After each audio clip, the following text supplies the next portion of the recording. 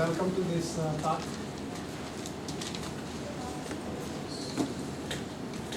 Give it on the first one. Yes. So I'm going to talk about products. Mouse you can keep it there so that it's easy for sir to manage. See, nowadays we use many IT services. For example, you use banking services, right, for checking your balance, or transfer funds and like that. And also use IT services for booking tickets, movie tickets, or the bus, flight tickets, and so on. Also order products from online stores. Not only that, nowadays we even order food and get it delivered to your home without even stepping out from confines of the home.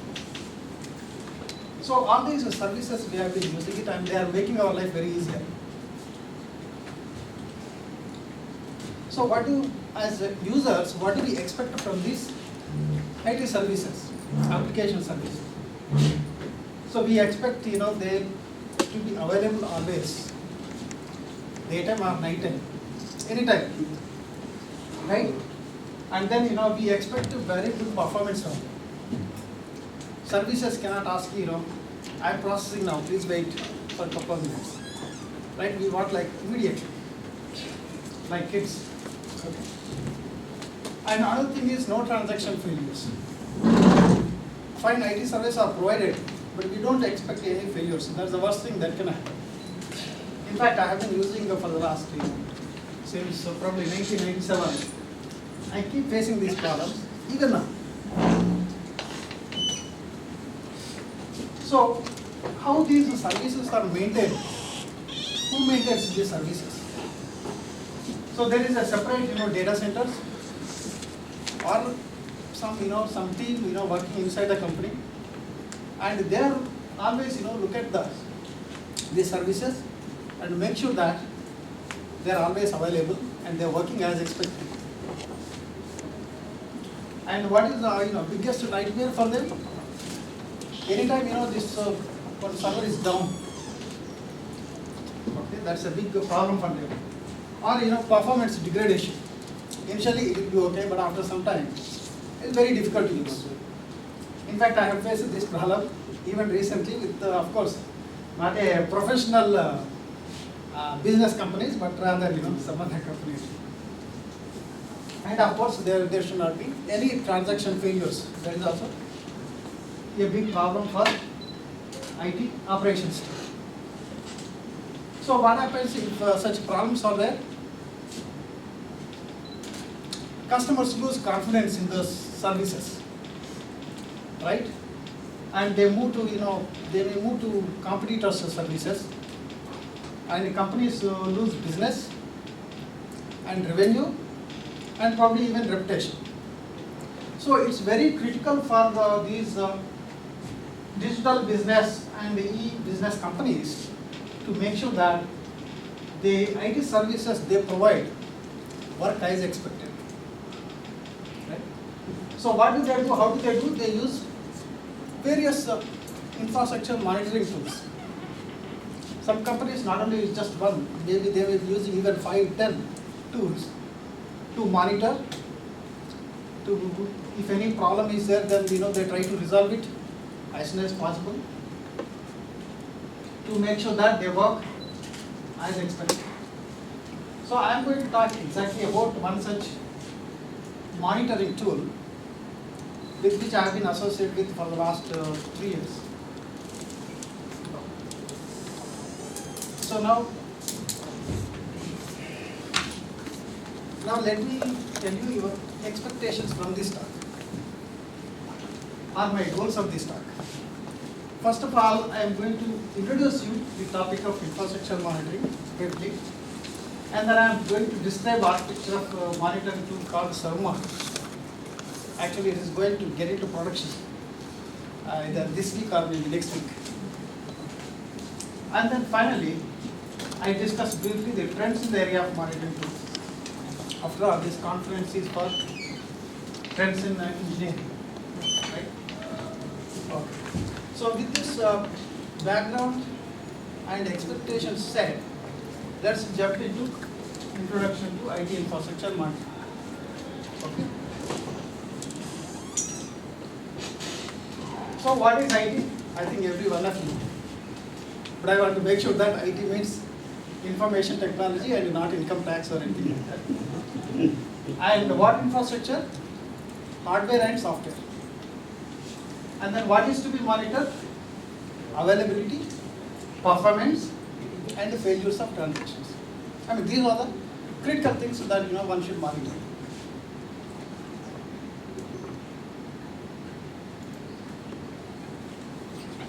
Now, why do we monitor? Of course, you already now know why we should monitor.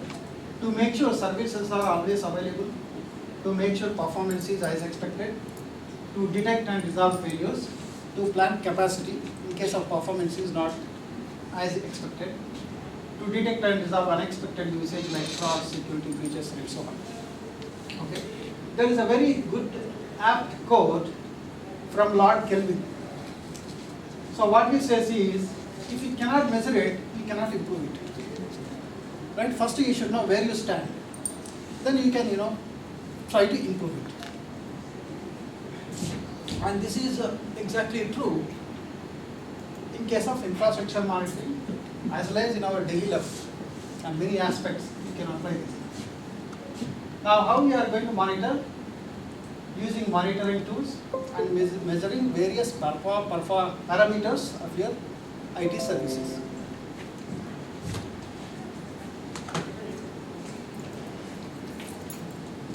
Now let us get into a little bit more details.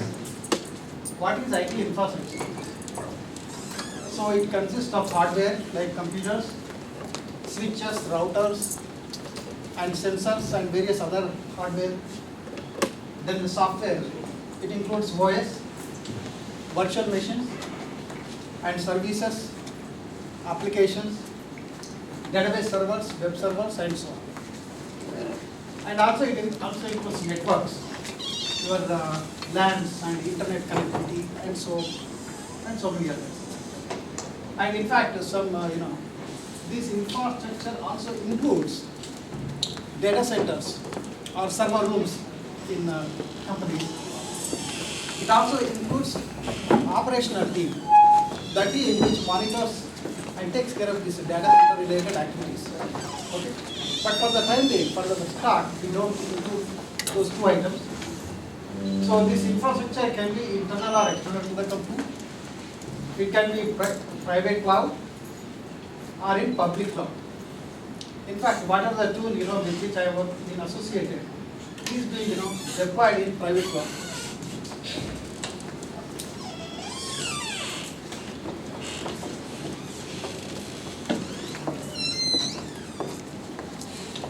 So before proceeding, I will introduce 2 or 3 definitions, because that is required for my next subtopic. One is a target. What is target? Target is anything that you want to monitor.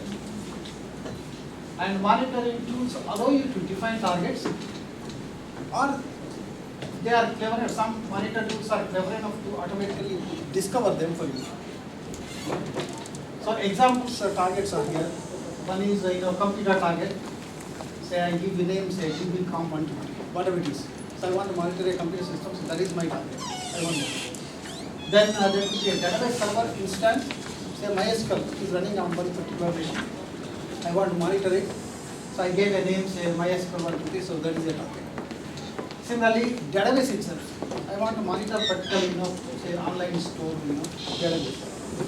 Or it could be a web server, say Tomcat1, something like that.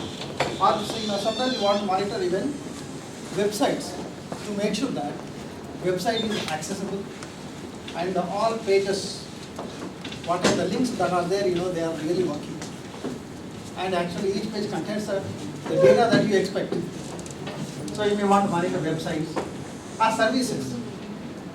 They are nothing but applications which are running in the background. Okay, or some applications which are user and facing. Okay, those applications. So whatever you want to monitor, you call it as a target. Now what parameters we have to monitor? They are called metrics.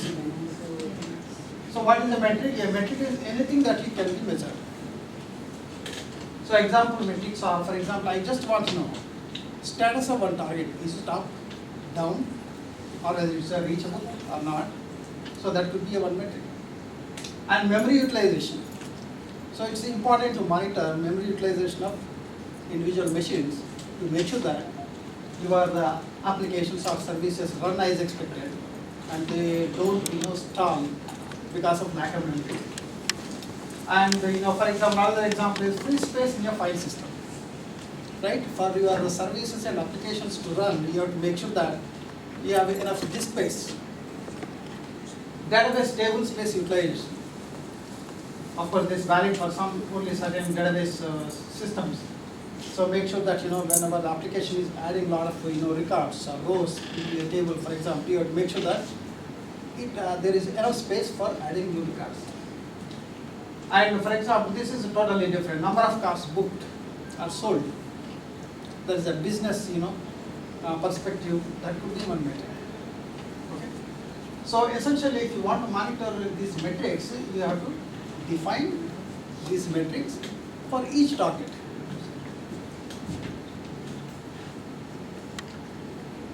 So there is another kind of metric called the key performance indicator. KPI measures the performance and success of a business objective. For example, CPU utilization is need not be, most likely it's not a business objective. Rather, number of cars booked per month or per day or per year, that could be your key performance indicator. That shows how your business is performing. So a KPI can be a metric, and not every metric is a KPI. So example KPIs like successful payments that are appended through your software. For example, that could be your business goal, or you want to measure, or support tickets. Support ticket in the sense if there is any problem in your department, IT related problem like disk is not working, or for example, or it could be application related. Some some transaction is not going through. Right? The proper way of getting it resolved is raising one ticket. That's a professional way of doing it. So authorized persons will attend to that and solve it. The other KPI could be like number of total cars sold. So these are the KPIs. So essentially, monitoring tools should be able to even monitor this KPIs as well. So what does monitoring involve in terms of the definitions that I gave? One is observing metric values. Right? We said every target will have some metrics and you want to monitor. So what do you want to monitor? Essentially, you have to observe metric values to see whether they have values are as expected or is there any problem. Analyzing metric data presented through various charts and tables, and taking actions based on alerts and notifications. So whenever there is a problem, sir, in one metric value, like for example, memory utilization is more than expected, say almost 90%, for example, and you don't want to, that kind of situation, then monitor tools raise an alert or notifications. So in your dashboard, you will see, alerts from various targets, and you may get even email notifications or the SMS, whatever that is provided, so that you can take corrective actions. Okay. So this is the brief introduction to infrastructure related information. Now let us get into architecture of one particular tool. This tool is called SAMA. Okay, server monitor.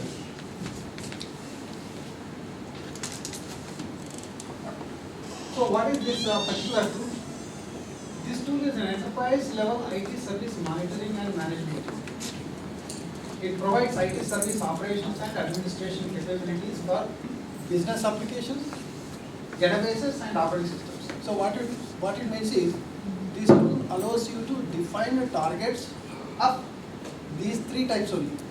Of course, there are tools, they provide a number of types of targets that you can work with. So what does this tool allow? It allows you to define targets, right? Because you have to monitor them. Then define metrics for each target. And then collection intervals. What it means is the tool should be able to get metrics. Now when the tool is supposed to get metrics? Continuously, or every interval, like every 5 seconds, every say 1 minute or 5 minutes, that you can define. Okay. Then you can define thresholds with severity levels. So what it means is, you want to know whether metric value is in the expected range, and you can tell the system that that's what this thresholds are. And then you can specify severity levels. In case, for example, memory utilization is more than 70. If it crosses 70, you want to get an alert, warning alert, saying that yes, you have to look into this. The other one is, for example, if it goes beyond 90, and you have to be more alert. You can say critical alert. So with different colors, then it will show you these are the alerts. Then you can attend to those issues. And you can define users and privileges, because only certain users are expected to do any changes to targets. Not everybody should be. Then you can start agents. Agent is actually one piece. I will explain it later. It's a part of this monitoring tool. So it allows you to start agents. Then there are servers associated with this tool. Servers, and even you can start or stop applications. And what is the final day? How do you monitor it? Through it displays target status, various metrics, right? And alerts using the tables and charts. So this is the brief functionality of this particular tool. I'll show you one something called dashboard. It's like car dashboard, where you can see what is the speed, what is the fuel level, very high level information, right? To make sure that whether you can drive further. So this for example, this supports multiple sites or data centers. You can say 1, 2, 3 like that. And for example, currently it shows CPU usage metric, and then memory usage, how much it is, and then disk usage, and then database table space usage. Then these are some of just 2 screenshots. One is event viewer, nothing but alerts. So there are fatal alert, there is a critical alert, 2 critical alerts, and 1 warning. For example, if you see warning, there is a memory utilization which is more than 70. Okay, that's why there is a warning. It also has some capability of analyzing logs. Logs are system logs. If you work with Linux, you will come to know that syslog are messages that will contain a lot of messages from different applications. So any application for this side should write status of these applications into the log file, so that if any problem is there, one can look into this log file and see what the problem is, more details than just simply this alert, and you will, so that will enable you to fix the issues.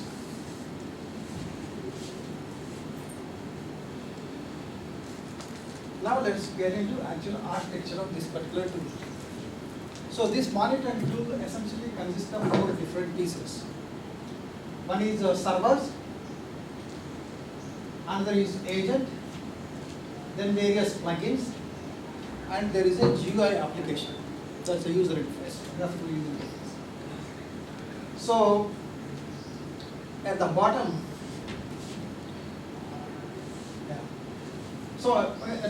there is actually a component called the server, actual monitor tools, server programs.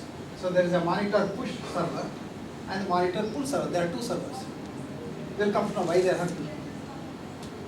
And then on the left side, left top, there is a one, say, computer system, application computer system, where app 1 is running. And similarly, there is another application on a different computer system, say application computer 2.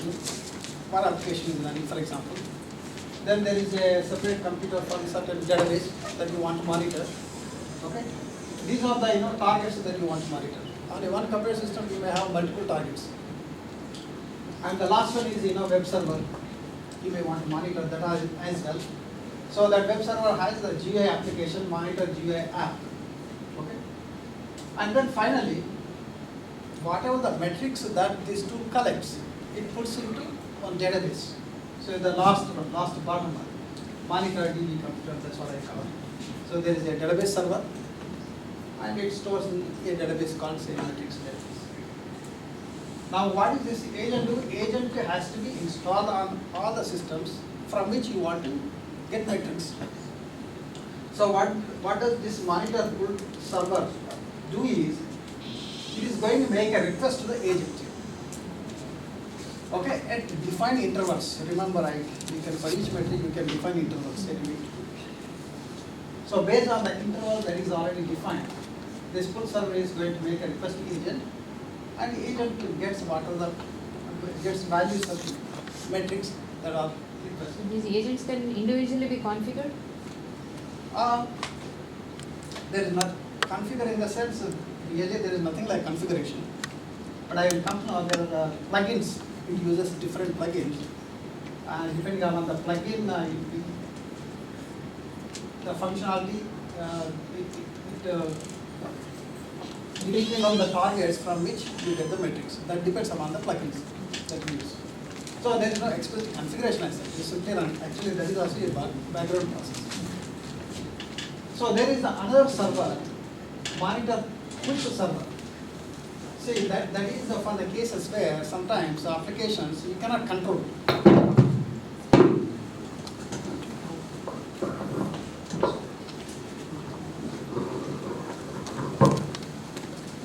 Hello? So there are some applications which you cannot control them. They would like to send metrics whenever they want. All the applications don't provide that flexibility, right? So the monitor push server is meant for that. So what it means is applications push metrics to this particular server. That is the idea. So there is a different plugin for that. No agent. Okay. So that applications, the second configure uses this plugin to send the metrics whenever it wants. So that is for push server is meant for that.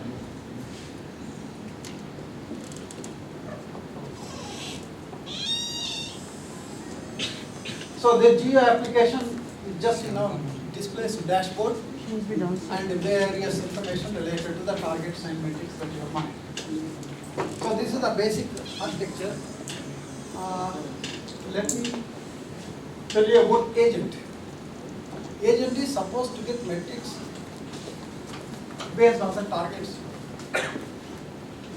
So agent works based on the plugins. For example, you can have, if you want to get metrics from Linux OS, okay, then use one Linux OS plugin. If you want to get metrics from, say, MySQL database or server, then you need a different plugin.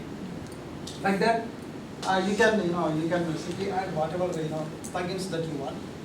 So whenever a request from a server comes to the agent, and based on the target for which these metrics have to be returned, agent decides which plugin to use, and then requests the plugin to get the actual metric values, and then sends it. And all, if for example there is a request for 10 different metrics, right?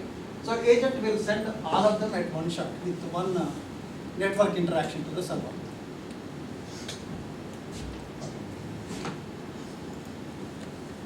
Then there is one more situation.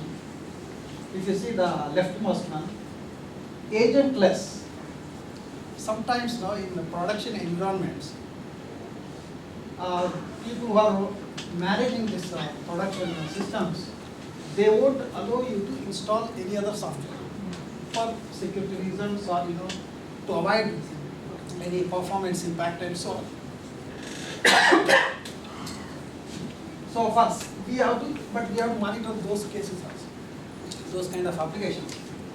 So for that, for such cases, we will be having the plugins at the server itself. Monitor full server. What is this? It's what?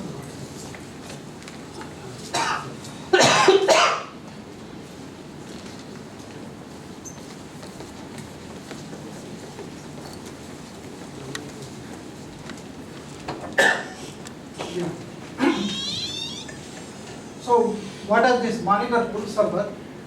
It uses server plugins instead of agent plugins because there is no agent. But the monitor pull server should be able to get metrics from any different kinds of such applications. So there is a provision for adding monitor, adding the server plugins, and then it's based on what API these particular applications expose. For example, if it is a REST API is allowed, then use REST API and write a plugin for that and get metrics. Or if they use some web services, then use those things. Or their own proprietary API, then use that one. So whatever it is that you want. Because after all, you need to implement just only 5 different functions or methods, Java methods to interface to any application. For example, Tomcat, for example, it uses REST API to supply metrics. So we have plugins, agent plugins, then server plugins, and different kind of applications which cannot be controlled. They have their different plugins to supply metrics.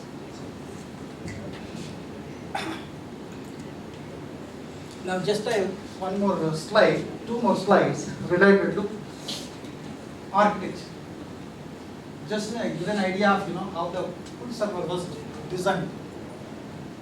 So we have multiple threads of metric collector components, and we have something called heartbeat checker, that is to get just a status and to say generally 3 seconds, 2 seconds. You want to know whether the machine is up or down. Okay. So we have a separate component to get only status metrics from agents, and we have the separate metric collector. That's one component of this server, and other component is the metric writer, which simply puts into the database, and the one more component called alarm manager. So what happens is whenever the server wants to get metrics, it uses this metric collector objects to get the metrics from agents, and once they are received, it immediately checks whether any violation of the thresholds, and then creates appropriate data structures and then puts into alarm queues for further passing by alarm manager, and immediately returns. Okay, because you cannot make a metric collector to wait, because it is busy collecting metrics based on your intervals.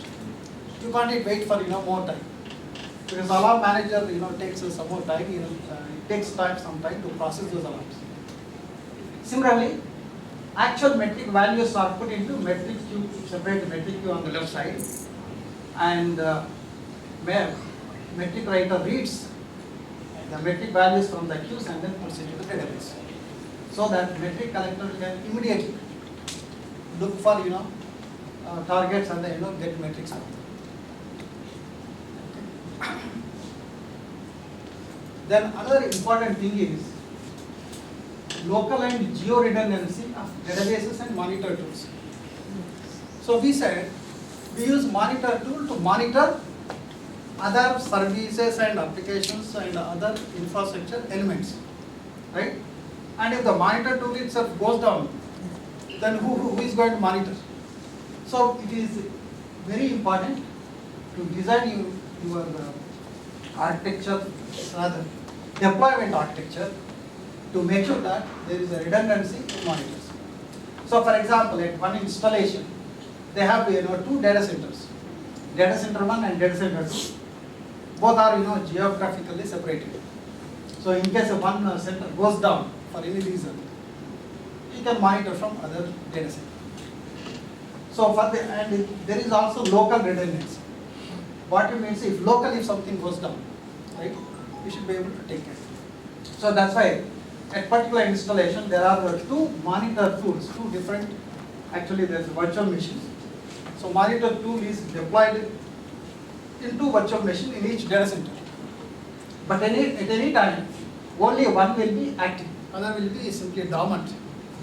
So whenever there is a need, then other will be take over monitoring. So this is about the tool itself. But the tool stores all the metrics in one database. Now you have to have redundancy for the database also. So that's why what they have used is 3 different virtual machines and 3 DBMS instances and 3 databases. And these databases that in yellow color I have shown, they are put into one cluster. So anything that is returned to any database gets replicated across 3 databases.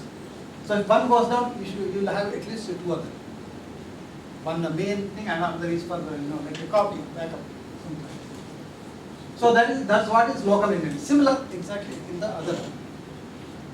Now what happens in case if the 2 go down, right, or data center itself goes down or then the other one, whatever the running monitor, it recognizes that there is a problem with the other data center, and that monitor in the second data center take control of all the targets of this particular monitor tool and starts collecting metrics from that.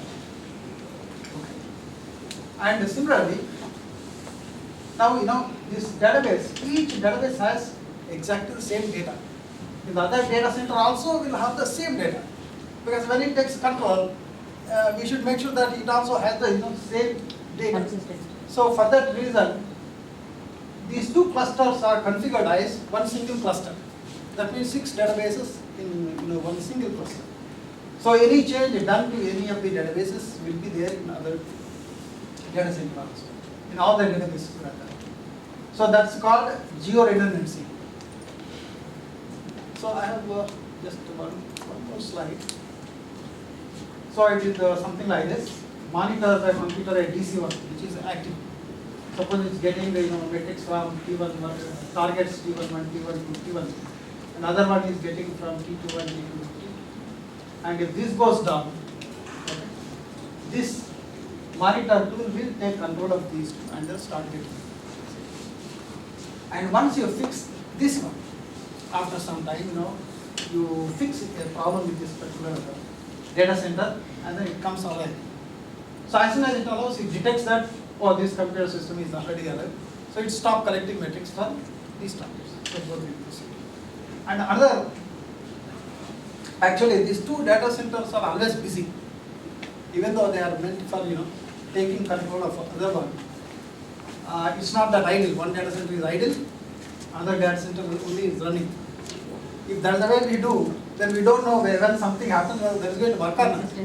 So that's why they have designed such that half of the targets are assigned to this one, half of the targets are assigned to that one. And both will be running continuously, and they will take over whenever it is needed. So that's all about this architecture of this tool. The idea behind giving this is maybe it is helpful to some of you.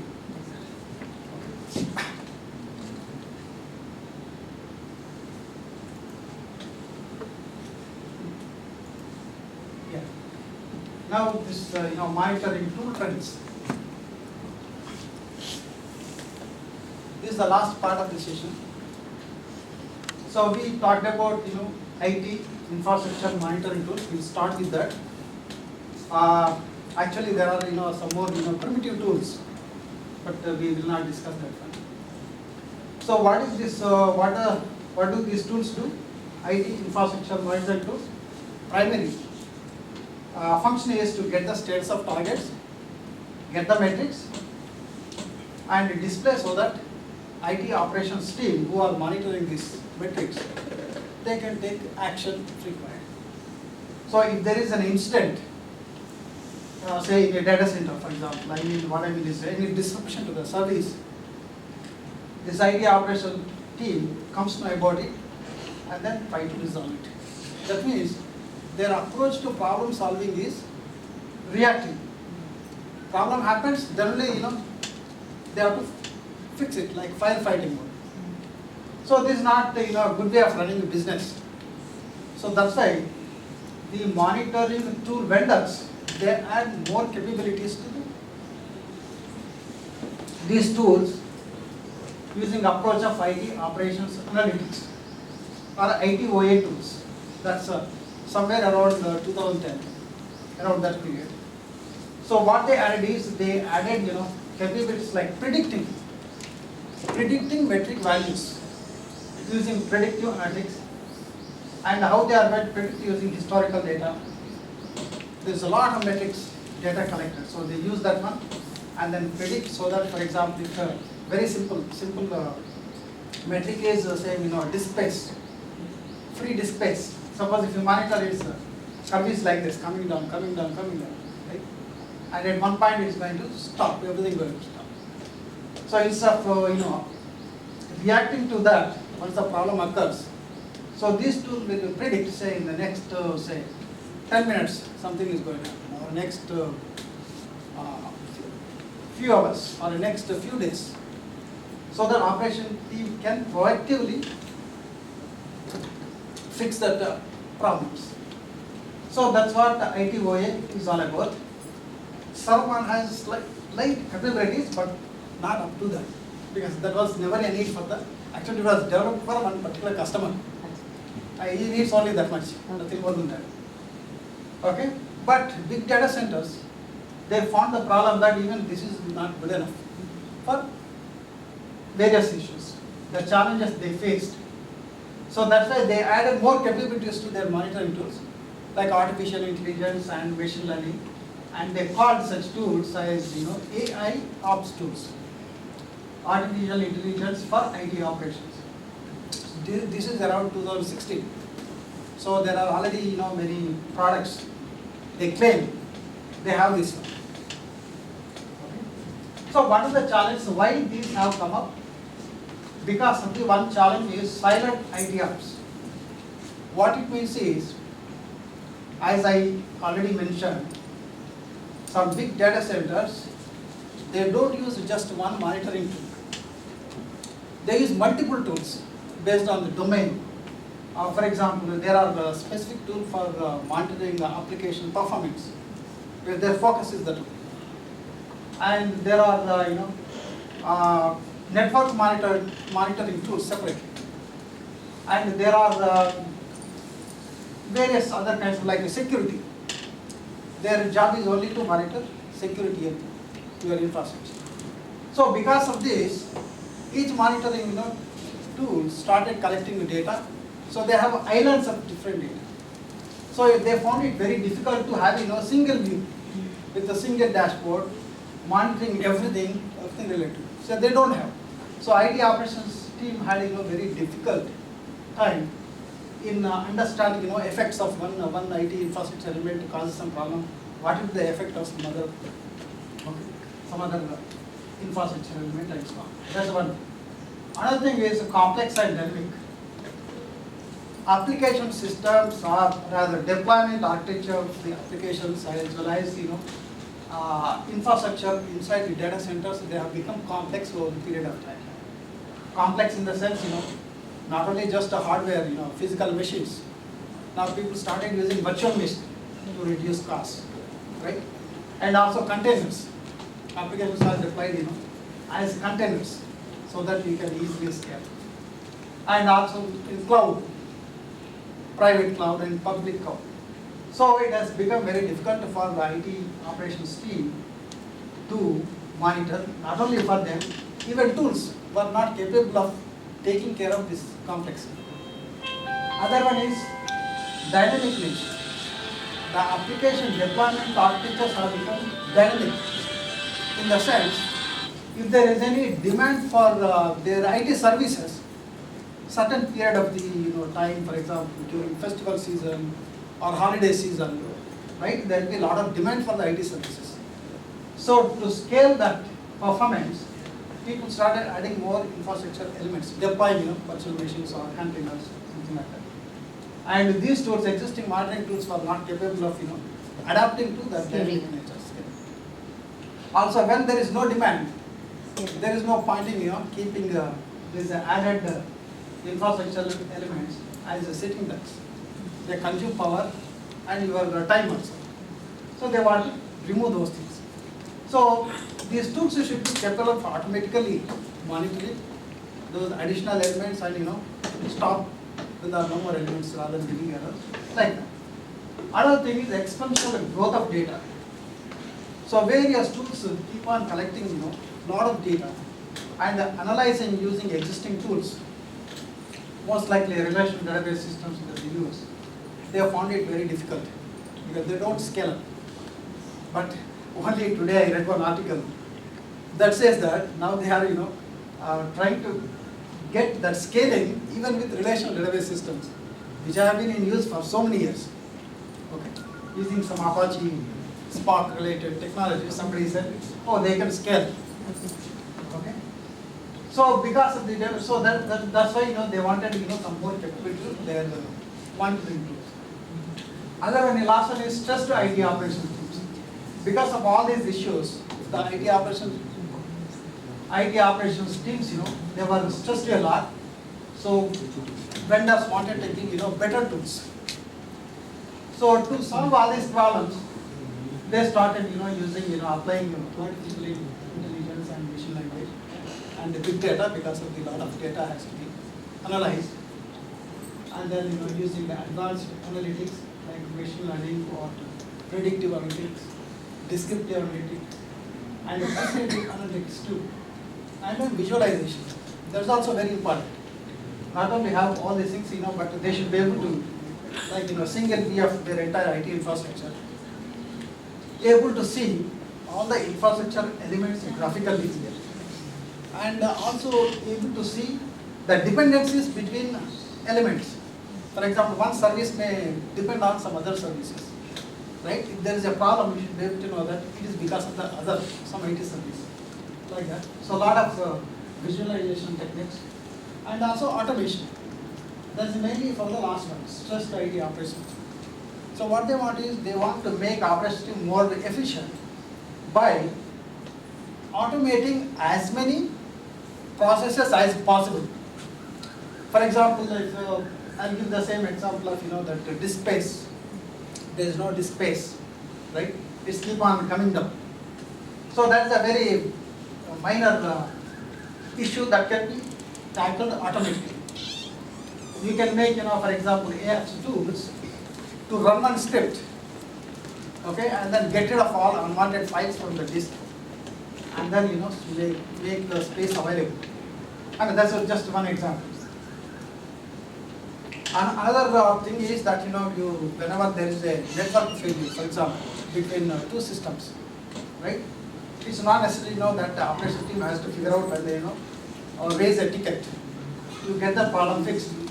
So these tools themselves automatically can raise a ticket, so that responsible person will attend to that problem, thus reducing the stress on the IT operation. So these are the friendlies AI apps platforms. This is a slightly little bit more details. So what do they do is, there are 4 stages of monitoring. Acquiring metrics and all the data, aggregate, get all of them, put into one database, right? And then analyze using big data and machine learning. And then last one below, act. Act as much as possible automatically.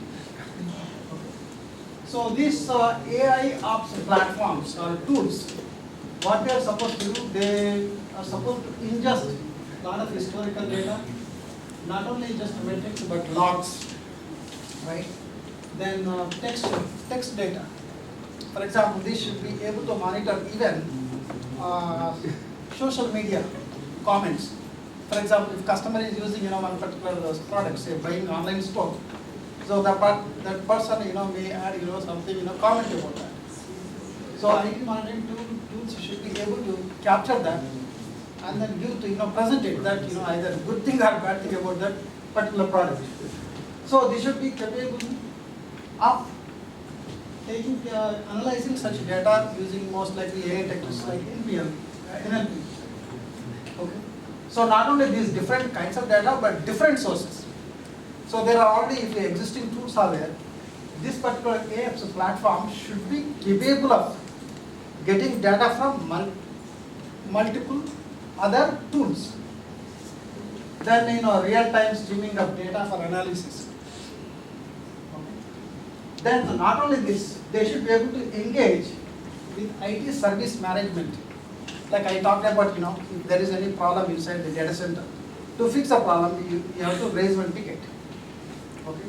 So these tools should be able to engage with the ITSM databases, which contains asset information about asset that is there inside data center, and also various software and their versions and things like that.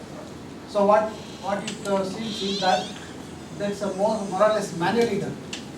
Okay, IT operations team or ITSM related team enter data manually, and there is a scope for a lot of errors.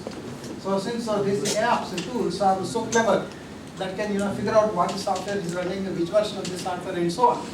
So what they suggest is, why not these tools update the database. So the other one is finally automate as much as possible. So by doing this one, you get continuous insights. I mentioned the right side of this slide, like discover patterns in the data and prediction. You should be able to predict what is going to happen to the based on the historical anomaly detection. So they should be able to look at, for example, logs to see is there any anomaly related to, say, for example, metrics or any message, like memory utilization, right? Like sometimes it may happen that even though we decide that 70% threshold, you put it for a warning, and 90% say it's a critical warning.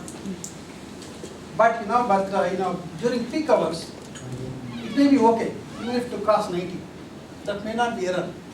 So if you fix thresholds 70 and 90, so during peak times, even if it reaches beyond 90, say 95, still it might be okay.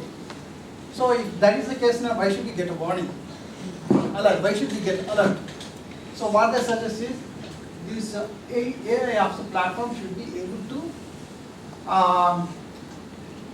detect these change of behavior and then put threshold accordingly, so that this IT ops team don't get flooded with lot of alerts. I read somewhere saying that sometimes you get thousands of alerts. IT operation team should be able to analyze and take action. First of all, they have to understand and know what is the problem, whether they should attend or not. So they were just here. And then root cause analysis and prescriptive advice. What I mean to say is automatically use what should be done if there is any problem, right? What should be done? So these tools should be able to tell that. Like for disk space, okay, fine, you clear the disk space. Now how do you do that? Let the AIOps tool to execute probably some scripts. So that's it. So essentially the trend is that these monitoring tool vendors trying to incorporate as many features of this AIOps platform as possible. And there are already probably more than 20 or even maybe 50 different vendors. They claim that they have all this support.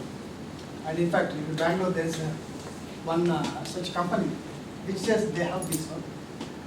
And it was mentioned by Gartner Research also that this is one of the tools in the world. Okay, that's all. I think I have come to end of this talk. Let me just summarize. So monitoring IT infrastructure is critical for the businesses, right? Very, very critical. And availability, performance, and load transaction rates are very important. And this what are the tools that you select? You should be able to work with agents and agentless systems. And monitoring just metrics is not good enough. We should be able to monitor the KPIs as well. ITOA tools provide proactive actions, but AIOps is the next generation of ITOA tools using modern technologies like actually this is quite good. AI and EML. So this is all about the talk today. Thank you very much. And if you have any questions, you can WhatsApp to me or send it to my email. And this is the website of that particular product, Salman, salman-its.com. and probably it's going to get production this month end or next.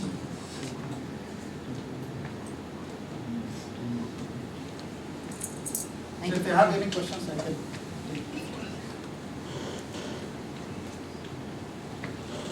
I have one question. How difficult is it to actually build this kind of new trends that you have said, like wherein it automatically configures the levels at which they should, that kind of thing, really is it Yes, it's possible possible. now? Yes, These it's possible. days, No, in fact, with the machine learning? there are tools like Splunk, okay, MookSoft. Yeah. Then there are some other fixed stream, like that they said they came, they support this. In fact, we thought about, but we should first implement what customer wants Yes. rather than doing this. I think it's a possibility.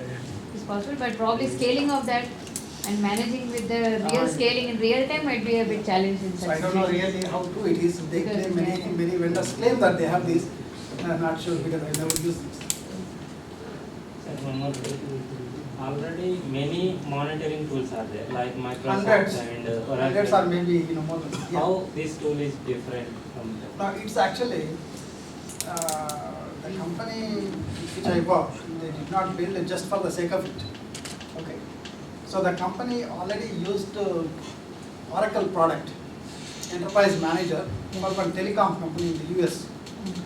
So they have been using it. Even I also contributed to that one. They were using it, but finally there was a problem in upgrading to next version. So they had a problem and they didn't get proper support.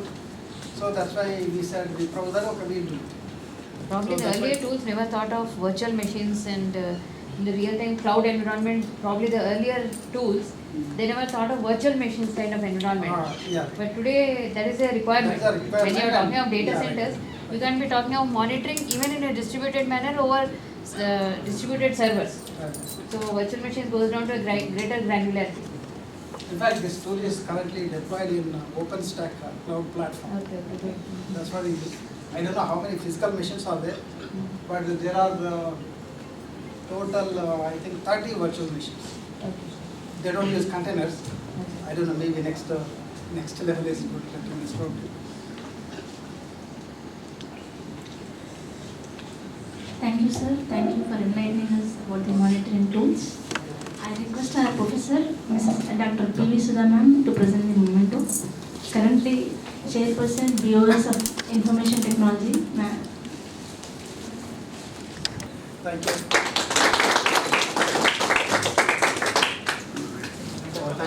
Thank you very much. Hello.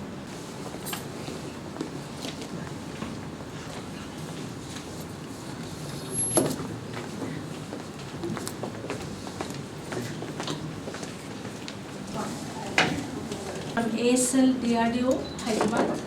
Ma'am is here to present a talk on impact of AI on emerging trends in technology. Dr. Preeti Chandra, head cybersecurity governance at ASL, has been serving DRDO for the last 25 years. She is a computer science postgraduate from Devi Ahalya Vishwavidyalaya and doctorate from Central University, Hyderabad in artificial intelligence.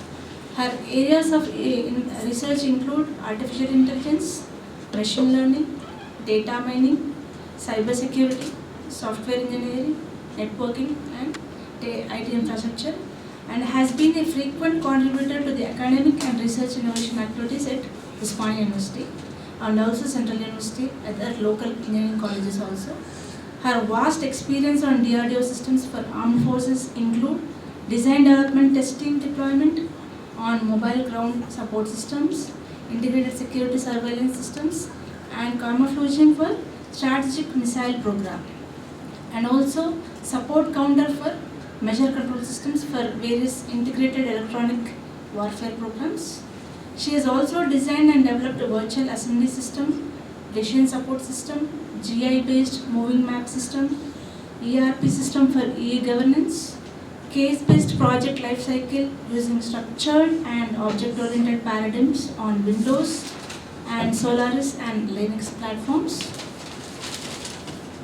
This experience has molded her to work across multiple disciplines in collaboration with DRDO labs, PSUs and industry partners. She has published around 25 research papers in international journals and conferences. She is a regular reviewer in international journals and conferences. She has guided BTech, MTech and PhD students. Thank you, ma'am. I welcome you to the dais. Principal ma'am. Ma'am has published several papers in national and international journals and conferences, and she is a lifetime member of the Computer Society of India. Ma'am has received Best Teacher Award by Government of Telangana, India in the year 2017. A regular visitor to this department, my face must be very familiar. All the technologies which are state of art right now, from the point of view of artificial intelligence. The technology as a whole may have so many perceptions, but what is relevant for our AI and machine learning? Is that fine for the audience here? Yeah? So I will not go into much of the depth so that you have very simple take-homes. In any case, I am leaving my presentation here. Please take it, and whenever you ponder over a question, please refer to my presentation, which is a very simple one, for you to have a kickstart in AI and machine learning related problems. Okay? Now see here. I don't have any one. In the first slide here, what I'm trying to say is, as we should know, we are always talking about AI, machine learning. We started our journey in Industrial Revolution, and here where we are today with respect to it is called Fourth Industrial Revolution. People are aware? Industry 4.0. Huh? That we should acknowledge where we are. So that is the reason why I said it is fourth generation of the Industrial Revolution, and these communication technologies 1G, 2G, 3G, 4G, 5G is taken us from where to where. Okay? And of course 5G yet to come, and a lot of connectivity. The impact of all these, is inverting the HR pyramid across all the organizations. You take government, high value jobs are more in number now. That is the changing profile of the HR. That's a good news for the upcoming professionals. In fact, if you are able to stick to your core and get a core job, whichever field it is, you will definitely climb to this higher level of the pyramid very fast. Not in terms of years, in terms of your expertise. So that is the changing profile of HR now because of the advent of such technologies. Now here, as we all know, all are CS here, or other core people are also here? Only CS. So all of you are aware of this? AI, machine learning and deep learning. Okay. So with this, cyber security is creating every day. Not even a single day goes without threats being reported. And across the world, you see, earlier days we used to have same attack being used repeatedly. Now the attack profiles are changing every second. So the amount of readiness what we require at our end to detect and respond to it, or maybe prevent, it has a different requirement altogether. That we should keep in mind. So these are the challenges of cyber security that we are facing here, everywhere these days. And this is the profile attack surface.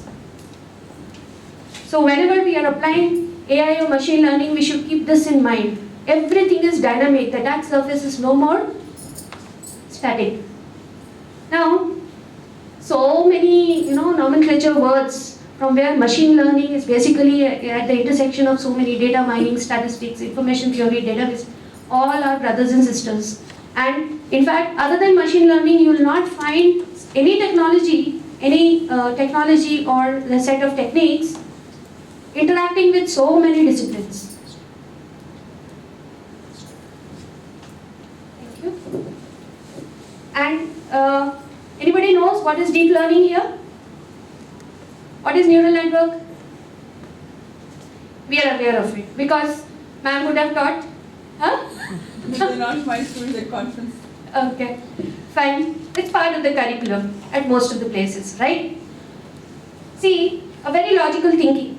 For me to deduce whether a given figure is a square or not, first I think whether it has 4 sides, and second I'll think whether it is a closed figure, all the sides are perpendicular and equal. This is a logical way of thinking. And basically, if you map it to deep learning, these are the features at different levels. So the neural networks at the first level will look for features called sides.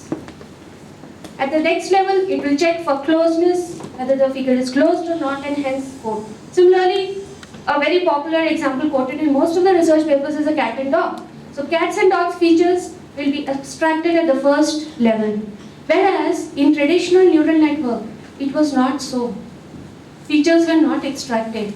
You don't talk about features in a hierarchical fashion. There, the whole pixel map is given, and like a black magic, you keep on programming, different layers, and at the end of the day, you start training with whatever accuracy and precision. But deep learning here is giving you different levels of, I should say, abstraction. Okay? Now here, these are very basic, I wanted to put them as, lines, but then the take-home figure is better, I felt. Supervised learning, unsupervised learning, and reinforcement. What is supervised learning? Learning with the system. Learning with the teacher. Unsupervised, freelance. You learn by your mistakes and nobody to tell you, this is right or wrong. But here we have a teacher, an agent, is rewarded or for his positive or negative steps. That is called reinforcement learning. Basically, why I'm touching these, supervised, unsupervised, reinforcement learning and deep learning. These 4, if we are able to apply it to different problem domains, we are done with it. You can draw analogy from anywhere to anywhere. Okay? So supervised learning, when we talk about categorical data, it becomes classification. When we try to predict a continuous variable like salary, temperature and all, it becomes regression. And we all of us know market basket analysis, items appearing, item set, frequent item set. That's part of association learning. Association basically, and clustering, k-means and all, the centroid, and then how far, basically, it's a research on the similarity measures. No more the conventional similarity measures are used. Depending on our algorithm, every day we are defining new similarity measures. That's very challenging, interesting as well, but you get into the problem if you're not able to converge things. Here, the maze. Our favorite maze, if you're going in the right direction, you will reach, basically we talk about global maximum. And the kind of problems forecast using supervised, discover the patterns which are hidden in the data using unsupervised, and here like a child, I'm learning a sequence, a series of actions. It's not a standalone learning. We have labeled data here. For the supervised learning, we don't have a labeled data here. And then this is more or less a trial and error, which, the general methodology for driverless cars and, game theory. Yeah, this is here. So all of you must be familiar with these algorithms for the supervised learning. Most popular one is the k nearest neighbor, easily programmable, understandable. If somebody is able to go up to regression and random forest, you are done. This is basically, you are touching the boundary of machine learning.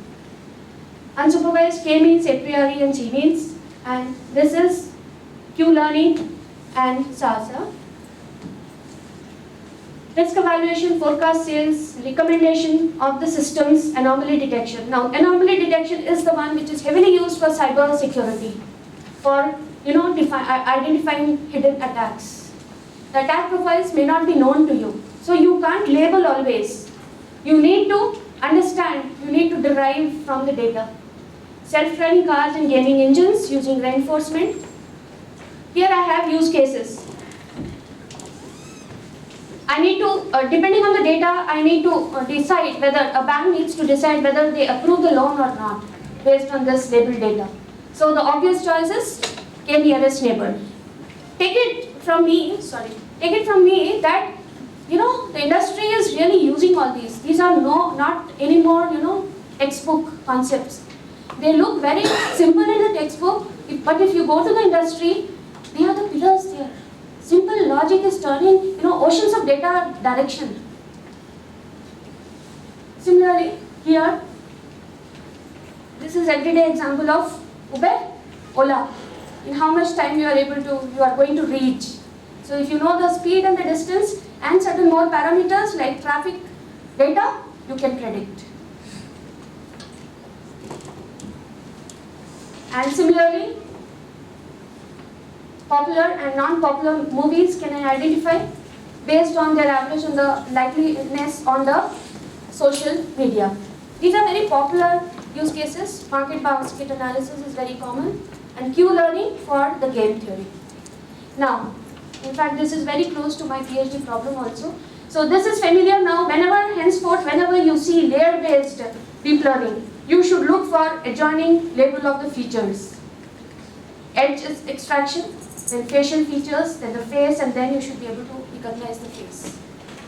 Okay? Whereas neural networks, traditional neural networks, this entire thing is not abstracted out like that. You may have hidden layers there, but this feature-based abstraction is not there. And that is where deep learning is calling for very high level of computation and high level of accuracy also. Now this is a typical traffic scenario.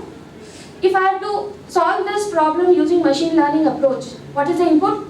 This is the object with the bounding box. I do object recognition and give the input to the machine learning algorithm as labeled data, and finally I get an answer that which object is where, and it can predict where it will be after so many seconds, after absorbing so many frames of data.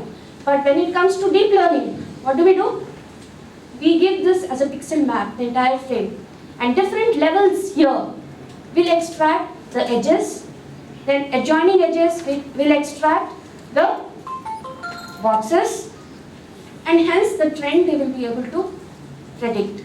So that is a basic difference in the problem solving approach. I hope I'm making sense.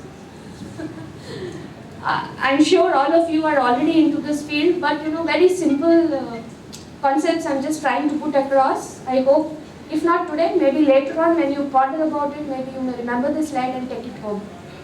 So if we see intelligence, how it has evolved over a period of time, we had assisted intelligence, basically some level of automation. Then we had augmented, wherein you know business strategy and humans inform the machines and machines are informing the humans. It's a give and take dialogue. Now autonomous intelligence is we have autonomous cars, Tesla, and things like that. Now here, Boeing 737. Okay, the whole world is in trouble, saying that there is a problem. Whenever there is a nosedive, it is not listening to the the pilot's instruction. Fine, there is a problem. I have a different perception towards that. That, of course, we have incurred the loss, we may incur the loss, that is all apart and the updates will come. But look at one perception. That is a scenario which is trying to handle is the anti-stalling. If it stalls, it is trying to address in that fashion. And probably it is a first step towards autonomous piloting. If you look at it positively, of course, I will not get, many quotes for that, but the same scenario, if you try to, visualize and draw the analogy from a different point of view, you get different solutions. Of course, this 737 problem is a matter of some time, maybe a week or 10 days, the update will come, things will start back to normal. But such scenarios are handled there towards autonomy, which is taking our intelligence to a different level. Now, all of you are aware of Siri? Huh? Now, Siri, all that, matching is taking place at the cloud level. Now, what Apple has come out to facilitate Siri as an edge device, there's something called AI-enabled chip, Bionic. Have you heard of it? Yes. So that for that computation, we do not fall onto the cloud. The chip handles it. Similarly, Tesla, though a failure, it is coming back for driverless cars, Netflix, and these are the different, Uber. When we book a taxi, we are able to, that scaled up pricing. They have a predictive modeling technique in place. They are able to predict which time the prices will go up.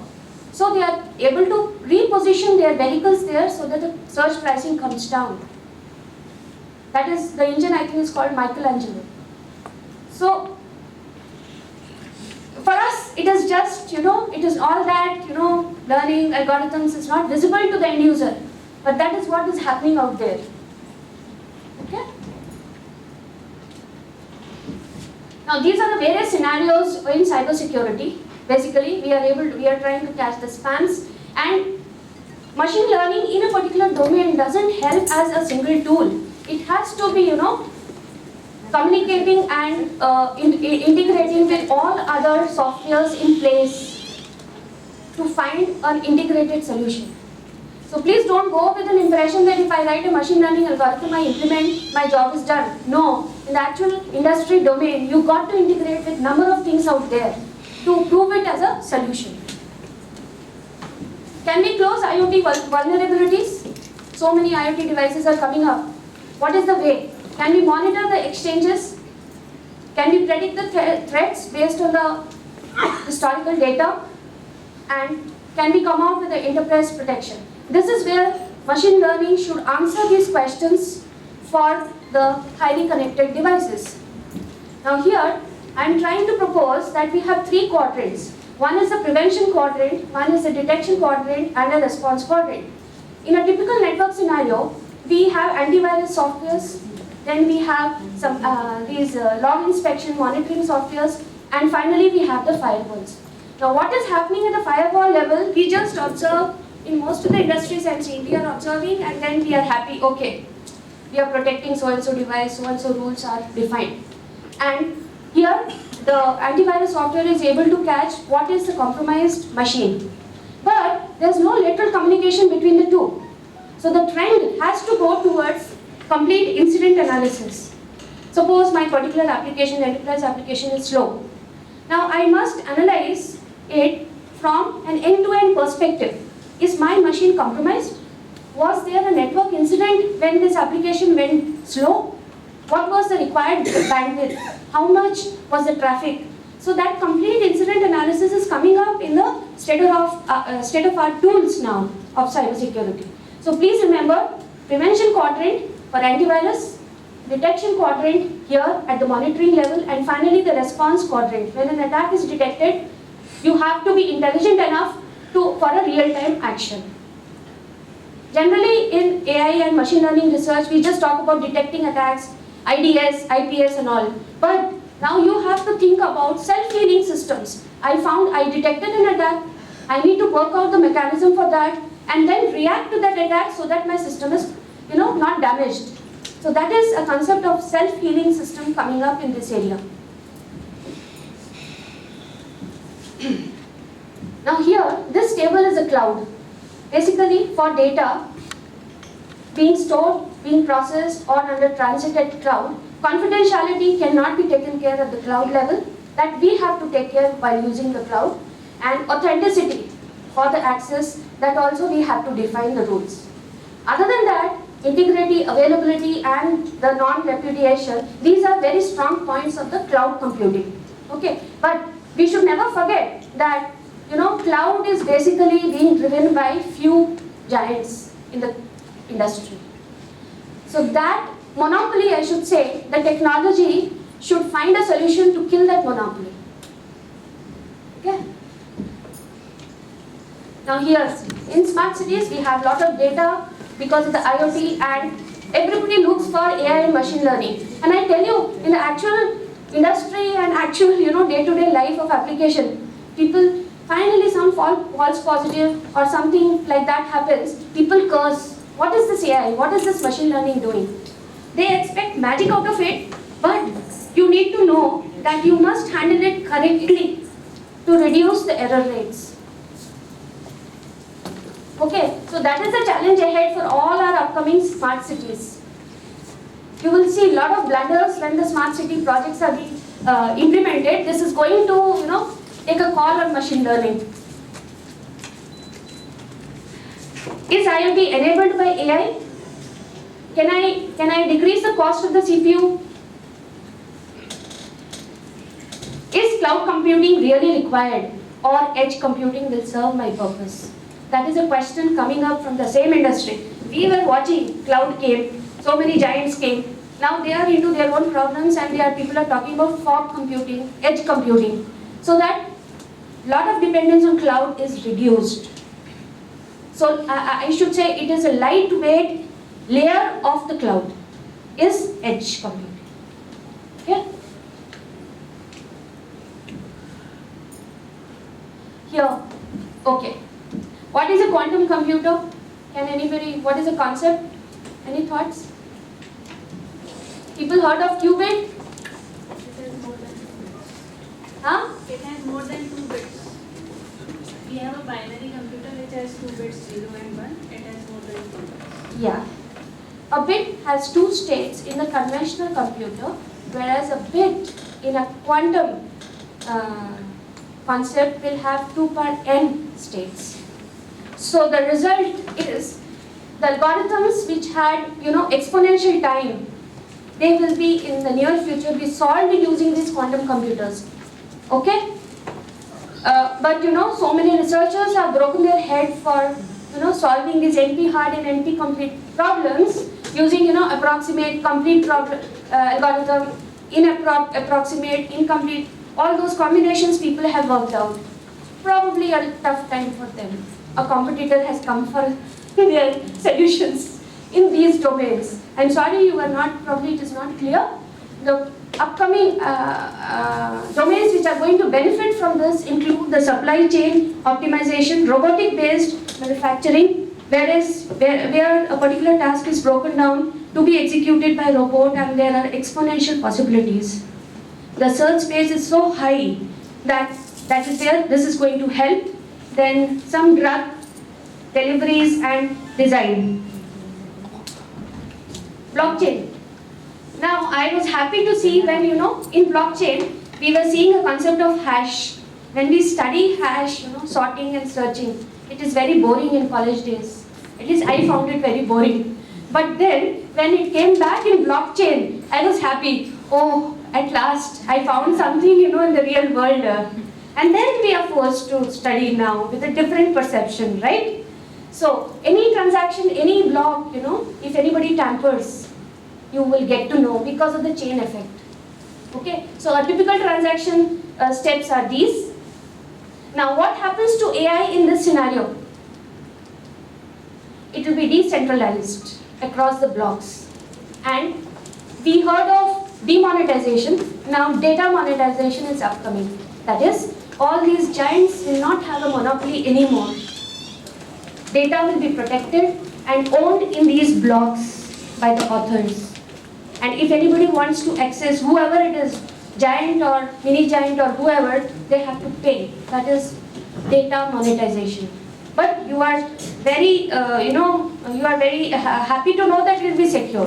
The moment anybody tampers, you will get to know it. Now, cyber security has, will go a tremendous change due to the upcoming blockchain technology. For a very simple, these are the various use cases, very simple one. Suppose you are downloading some file from the net. Can you make out whether it is corrupted or not? You cannot make out unless the damage is done. But in blockchain, you can compare the hash value, the actual supposed to be the hash value, and what you are downloading. You can compare and you can get to know, and hence prevent. Similarly, many more such cases are there. I am not explaining those. Now, see, in my organization, it so happens I am maintaining a data center. Now, data center is, lot of infrastructure, lot of cooling, lot of power and whatnot, racks of servers and all. Now, will that take us long? No.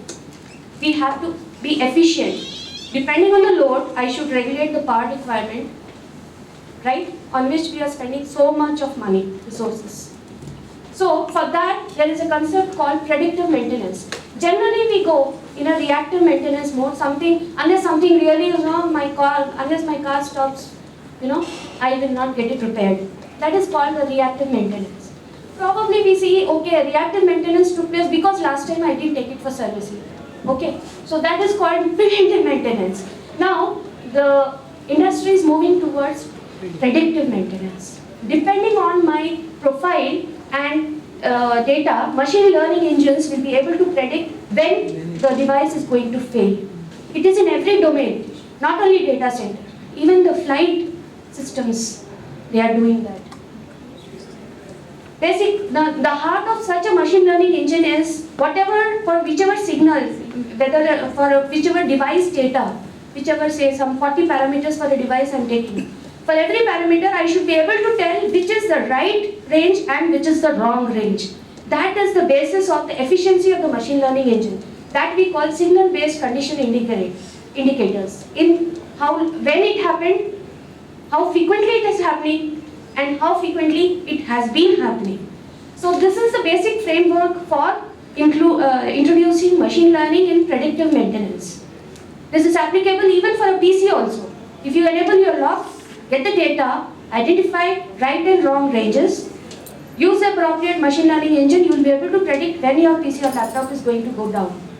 Believe me, I also didn't believe it, unless I saw some case studies on the net. And then I started believing. Then I thought, okay, let me, give it a start for my own data center. Biometrics. Have you heard of this? The way a person walks, from a distance I can make out whether, I can do authentication. That is called gait detection. And similarly, your ECG can be used. Face recognition, biometric bots. When I'm typing on the keyboard, every individual has a, gap between how he or she types. So that is also a unique identification. Okay, so a lot of biometrics are coming up on all these new technologies, body odor. Oh my God, I was like, then electronic tattoos. Small skin patches from nanotechnology that will be stuck to the individual, as thin as hair, and you will carry your login credentials in that. Excellent. Then voice biometrics, of course, voice recognition has been around for quite some time, and physical behavior on the device. In addition to the gap between typing the keys, how much effort I am putting in typing. When I am happy, okay, it is like this. When I am angry, I am going to break the... So that is, behavioral thing. Okay, so many more things. This is, data storage technologies. Now here, data stickies. Again, nanotechnology based data stickers are going to, being developed. Those stickers you can stick to your monitor surface, and monitor is no more a dumb monitor. It can access that memory. I was astonished to, see that. Similarly, DNA storage, recently IBM has come up for DNA stored data.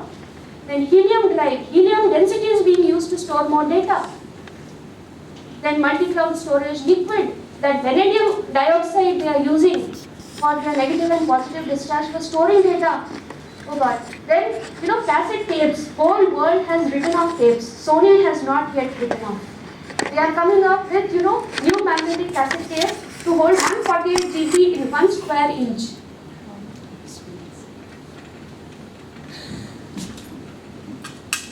Okay, now cloud. Now what AI can do for cloud computing? Now here in cloud, we had platform as a service, infrastructure as a service, and software as a service, right? All of us are familiar with that to some extent, right? We may not have used, but we are familiar. And the deployment and the service model nomenclature. Now what happened to AI? Now AI is going to be provided as a service in next couple of years. It is already, for example, this Amazon Massey, it is, automatically discovering that your sensitive data, who all have access and how much it is prone for risk. That is already operational.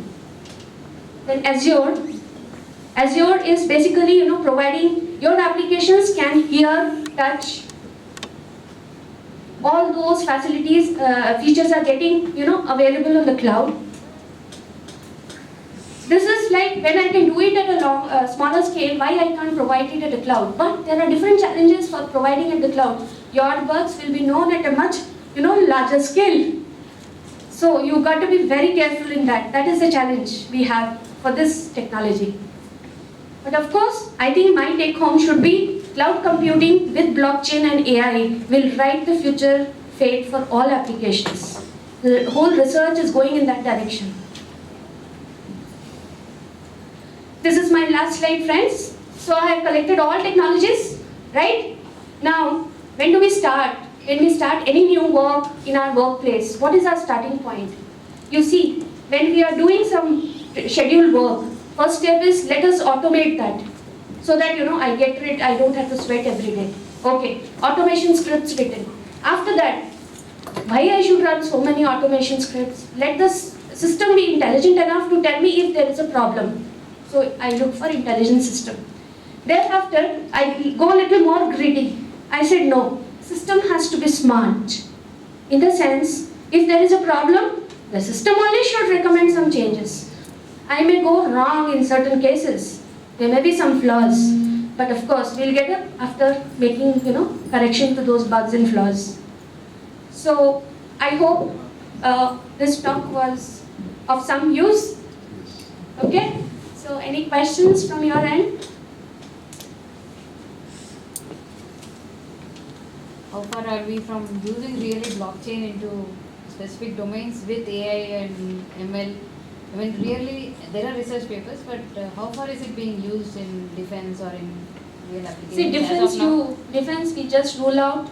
We don't even go to a cloud or any other place outside our organization. Okay? But of course, DARPA in US, they are implementing as a cloud with blockchain within their sister concerns. Their private cloud. Their private clouds. We don't do it in India. We will never do it in India for defense. It is like that. But yes, the private industry is coming up. Today I met Microsoft and Google teams. They are working on a very large scale for these technologies. These three. Cloud, blockchain and AI. Because blockchain is going to keep your data, under your control. Because whatever we are speaking to Siri, you don't know where it is going and it is being used as a training and things like that. Yes. Right? But here we have our control. Yes, please. We are thinking about the deployment of AI in what the cloud services, as you said now. Yes. And also automation, intelligent, smart, also you are talking about these things. Yes. What about the security concept, ma'am? Compulsory. No. Security by default, if you adopt blockchain technology, security by default comes with the hashing and the chaining effect. Okay? If you do not adopt blockchain, then you have to take care of security at the data level. Already those services are already available in the cloud. Yes, they are Security available. as a service is already But available. at some point of maybe what I heard according to the knowledge and some speakers, not here but somewhere else. So they are telling that this is what the blind trust. You have to trust Yes. over the cloud. Yes. Otherwise, you need not use technology. They are telling. But automation of trust is blockchain. Blockchain. I can sleep peacefully if my data is on blockchain. It will not be lost, it will not be tampered. But blockchain is still ahead to go. I think 2 days back IBM has launched something on blockchain, right? Not many people yet. But, people who are little mad like me, what I will do? I have a data center. I have centralized data of the entire organization in my hands. Somebody comes up. I did not raise for this sanction, but my sanction amount is showing a difference.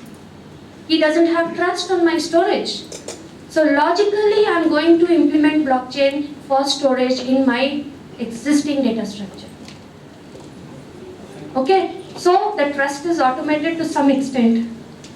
I mean, at your level, what effort you can put, in what fashion. I believe we should do it, and tomorrow when the new technology takes us a step further, we are anyway ready for that. Thank you. Okay? I have one question, madam. We are Yes, sir. talking about all these technologies and all. Yes, sir. So we are starting with transition. Yes. But when we are talking about AI, ML, deep learning or blockchain or anything, the computational capacity or power is required. Yes. So most of the people working on workstations only. Still. No, that is the misconception we have. Let me tell you, everybody is already on the cloud. No, madam. Cloud is different. Deep learning, if you are talking about deep learning, don't think about a workstation, please. No, madam. My intention was in the sense like most of the people were still working on workstations only. So they were not habituated to put their data into the cloud Yes. with that particular thing. Yes. So for that particular transition itself, it takes a lot of time for us. I agree with you, but nobody stops you from making your own private cloud. Yes. Within your university, you can make a private cloud. Yes. I'm sure every department must be having, such high computing facilities. Put them on private cloud and utilize that. Imagine, madam, India, if we will take right now the DRDO or these people, whatever the projects which they have to implement, only 5 supercomputers were there, and recently in the CRO MX, it has been increased from 1 petaflops to 5 petaflops. What is the end usage? You tell me. They are working still. Working is different, end usage, utilization, you tell me. For that particular purpose only, madam. So they are working on that one project. Private clouds, if you take up, the extent of utilization Will be more. cannot be matched with anybody. Why? Because, it is a mindset. First open your mindset within your department, within your university, form a private cloud. That itself is a project in itself. Right? And then encourage projects at that level within your university. What you can afford, what you can manage. Okay? And your own automation. There was still, they were not giving the chance for virtualization. When we are talking about DevOps, like if we will take the university, where maybe they are going to have thousands of computers, each one with 500 GB hard disks. So that is more of a policy. Policies. Okay, so it's not alone you or alone me. I giving a talk and the technology takes a U-turn. No, it has to be a team effort at the organization level. Of course, with this talks, people get aware. Yes. They will go and brainwash the management. No, we want this, right? When there are so many no's like this, definitely times will change. Right? But at the end of the day, our students, your students have to face the world outside they have to hit the ground moving. People are already working in cloud.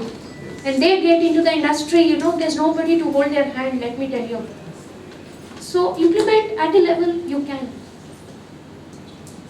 Thank you. Backbenchers. One question. Madam, one question. Madam, one more query is there. Yes, sir. Quantum computing based thing, the different states of quantum computer itself are volatile, let me tell you. Small perturbation will change your data. That is the drawback of quantum computing has now. Okay. You take it with a pinch of salt or whatever, that is the reality, and that is the reason why it does not come up on a large scale. First thing. And secondly, data encryption in light of quantum computing, I think that is a very, I should say, very far off concept. Right now. When my data itself in quantum computer is volatile in the sense not stationary, value is changing, what encryption I can comment on? That's my view, but of course people, I respect the people who are working in research in that area, that's fine. But quantum computer has not yet come up to, day-to-day life. This is the reason why it couldn't. Maybe a few months from now we'll get a solution. We should hope for a solution. Okay? Yeah, friends. Yeah, please, I'm happy backbencher. What are the disadvantages of blockchain? Disadvantages. See, first of all, implementation is very difficult. Okay? Implementation at the software level, whether you want to implement virtually or at the hardware level, implementation is very difficult. That I feel is the first and the last difficulty. Finally, if you abstract out and from a computer science point of view, if you see, it is basically a linked list. Right? But now when you start deploying it, policy, organizations, those things come into play. So within your resources, if you are trying to implement, I don't think there is any disadvantage. If you are going beyond, then the difficulty comes. Disadvantage I will not say, I'll say difficulty. Okay? I hope next time when I come to this university, probably some blockchain thing would have been already in the market, then we can discuss in more detail. Anything? Thank you, ma'am. Okay, nice. So yes, good morning, I am Vishnu Rani. I request Professor Savin Patra ma'am to present the memento.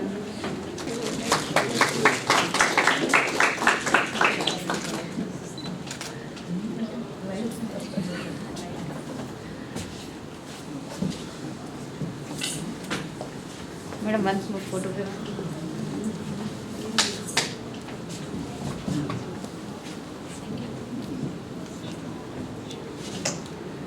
Look That here. is better. Look here.